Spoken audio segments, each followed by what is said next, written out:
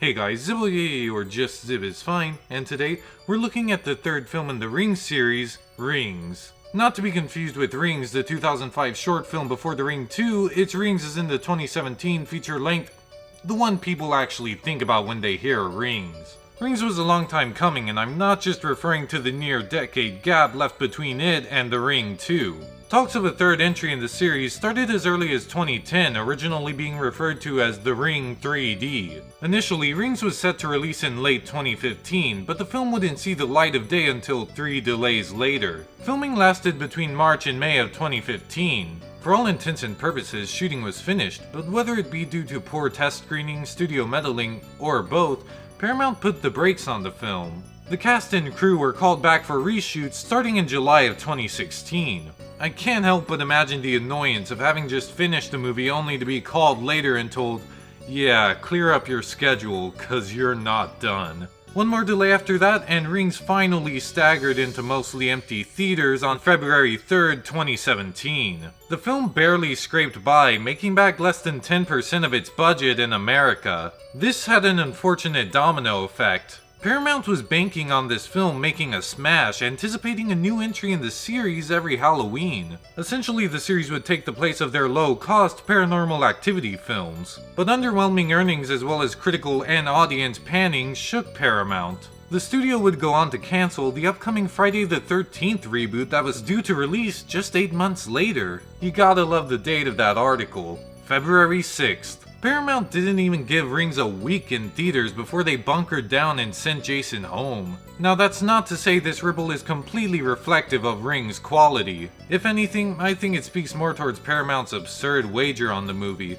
Nevertheless though, Rings' failure doesn't bode well. But I made it this far and can't stop here, so let's take another dip down that well with Rings. The plot of the film follows a young woman named Julia. Her boyfriend, Holt, is off to college, but after a mysterious Skype call from his computer, Julia heads off to discover his whereabouts. She finds Holt has been reeled into a cult on campus centered around Samara's video. After watching a copy of Holt's digitized tape, Julia is cursed to die in 7 days. However, with new content revealed in Julia's video, Julia feels she is being directed. It is up to Julia and Holt to find where Samara is leading them and make it past the 7 days.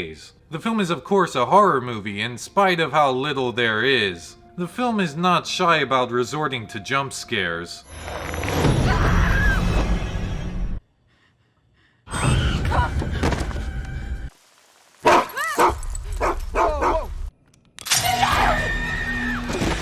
The most egregious one occurs early on. Come on, we can see it's just 2 guys. Just because you play a whoosh over something doesn't make it scary. What should I watch today? Maybe the Calamari Rustler? Ooh, what about Zebra Man? No.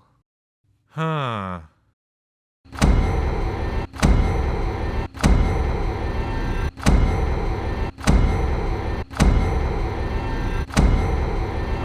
got it.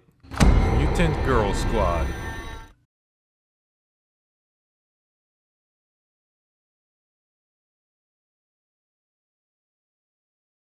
Actually, never mind. I'm watching Unico. The acting doesn't help. Matilda Lutz's Julia wasn't awful, but there is room for improvement, like in this scene. Where is he? Who are you? Where's Holt? I don't know, I haven't spoken to him. Pretty flatline for waking up to some stranger screaming at you on your boyfriend's laptop. Then, after chasing a bird that turns out to be a hallucination, But I saw it. she doesn't sound very confused. On the other hand, I can't blame some of the actors for the poor dialogue they've been given. I'm gonna miss your smell. I'm gonna miss your smell? What is she, a dog? Was I like sniffing you too subtle? I take issue with the story as well. The plot is at odds with the ending of the previous film, as Samara should have no way of reaching our world. In The Ring 2, Rachel closes Samara's means of escape.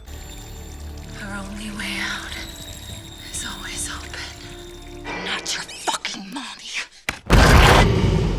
I could be willing to buy some excuse the film comes up with, but it proposes none. It's like if the killer of a movie dies only to be in tip-top shape come the next with no explanation.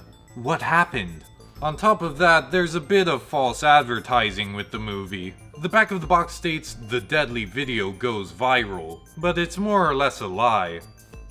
Actually, no, it's a lie.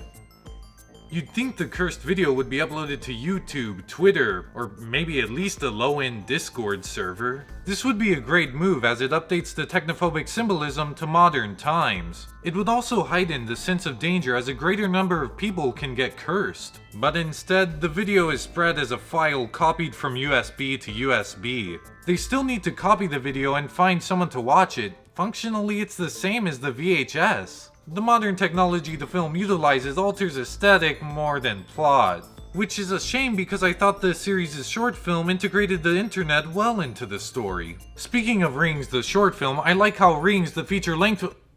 I hate referring to these titles. I like how Rings 2017 carries over a key plot point from the short film. The short film establishes that people sought answers in the tape, causing them to use it as a basis of a cult. To my dismay, this plot point was forgotten about in The Ring 2. Yet in Rings, the plot is set into motion by another Samara cult. I commend Rings for making use of this interesting development when its previous film neglected the opportunity. The cult, though, has some familiar problems. The group on campus is ran by Gabriel Brown, Holt's biology teacher. Similar to the cult in the short film, Gabriel sees the tape as a device to shed light on the world. I wanted to believe that tape meant a lot of things. Our souls are eternal. And when we die, the spirit strives to find a new home. But that's about all we're told. I would have preferred to get a bit more on this to understand Gabriel. After Julia's viewing, her video file changed, revealing unseen content. Images in the new video lead Julia and Holt to Sacrament Valley, where answers kind of land at their lap. Julia and Holt go to the church, needing to find Samara's grave after they... Oh looky, it's right outside! He said the church was... That's where they brought her. The cemetery. Convenient. Then, after finding an empty grave, the groundskeeper approaches them. We were just looking for... I know who you're looking for. And leads them to ex-priest Galen Berg. Just the guy with more information. Convenient. In the first film, Rachel actively searched for leads. This made Rachel a stronger protagonist as she had to work for the progress she made. However, at the beginning of Julia's and Holt's adventure, their search is practically handed to them on a silver platter. The information the two discover largely centers around Evelyn. That girl. Really? I don't expect you to get Sissy Spacek back for the role, but you could have at least chosen an actor with the same hair color. Overlooking that, I find the additions to Samara's and Evelyn's past believable. The film reveals that Evelyn was kidnapped and raped by the town priest, being held in captivity even after giving birth to Samara. The added context may not be a game changer to previous films, but it fits smoothly into the continuity. It also answers some questions proposed in The Ring 2, such as the identity of Samara's father and why Evelyn kept it secret. It's a believable and worthy addition to the villain's past, which is more than I can say for some other horror movies. I'm glad too the film abandons any hints that Samara is a demon. It's an implication from The Ring 2 that only made Samara's character confused. The omission makes Samara more coherent of a character than the previous film. Reaching the third act, Holt inquires about Evelyn's disappearance. The priest. Do you know what happened to him? He still lives in town, although he isn't a priest anymore. Not since he went blind. Then Rachel meets again with Burke, now revealed as Evelyn's captor. I wish the order of events here was recut. Rather than having a scene at the diner that ends on the reveal, it would have been more compelling had they had cut to Julia right before the lady reveals the priest's identity. Prolonging the answer to Holt's question would have been an effective method to drawing out suspense. In the meantime, the movie could show the interaction between Julia and Burke before cutting back for the reveal. This would shock the viewer. The man you thought was going to help is dangerous. As is, though, the film prematurely shows its hand at the cost of suspense and impact. Amidst her attempt to escape, Julia finds time is running out. Nosebleeds, in this film at least, represent being within minutes of Samara's emergence. But I had no idea a week had passed. It's not like The Ring where it labels each day. In Rings, we go from scene to scene, all within daylight, then we're given consecutive scenes at night. It seemed like one day and one night. Knowing the rate the clock was ticking could have added an elevating suspense. But I couldn't tell more than a day passed, let alone 7. Right when Burke has Julia where he wants her, time is up. And Samara, comes out of Julia's phone. Maybe it's just me, but I can't take Samara coming out of an iPhone seriously. Who's there? You've been missing your lessons on Duolingo.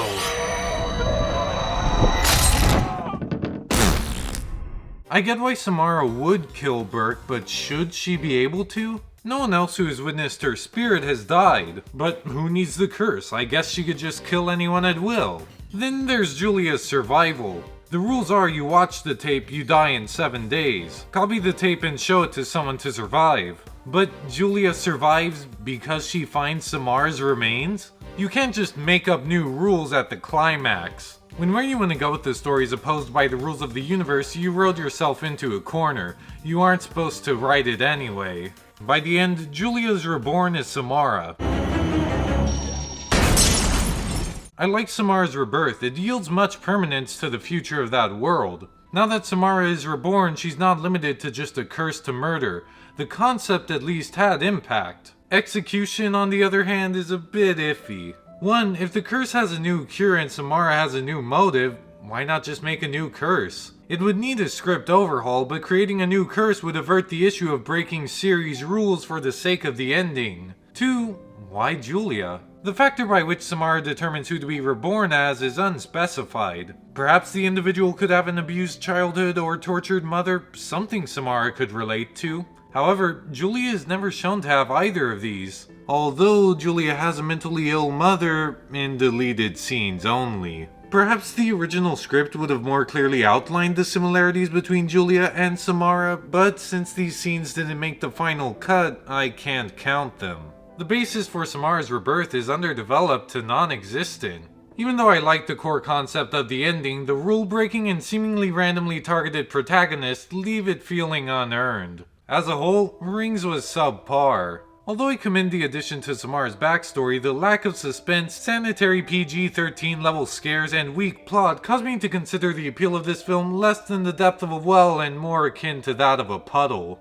However, the film wasn't bad enough to cancel a behemoth like Friday the 13th. As much as Rings is a failure, it impacted Paramount far more than it did audiences. Paramount bet on this replacing the low-budget Paranormal Activity. Rings cost over triple Paranormal Activity's average budget and $10 million more than its largest budget. Were Rings to become a series, it would be a huge cost. Not to mention the studio's plan for a yearly release. The Ring isn't like Paranormal Activity. You don't just need some house and a few ghosts. Each film needs Samara, each film continues the narrative. I question the longevity of the series before writers begin to grasp at straws for plot lines or clutter Samara's backstory. In my eyes, Paramount's hopes for the film were unfounded. As a series, I think it would have ran itself into the ground. Perhaps thankfully, Rings chose sooner rather than later. I've been Zibboyeye, or just Zib is fine, and thank you for watching. Zibbo, bye bye!